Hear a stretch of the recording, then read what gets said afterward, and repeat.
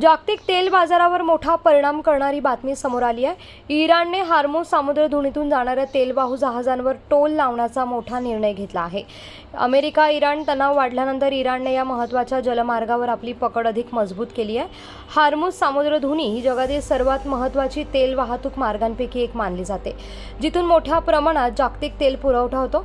आता या मार्गाने जाणाऱ्या प्रत्येक तेलवाहू जहाजावर प्रति बॅरल सुमारे $2 टोल आकारण्याची तयारी इराणने दर्शवली आहे।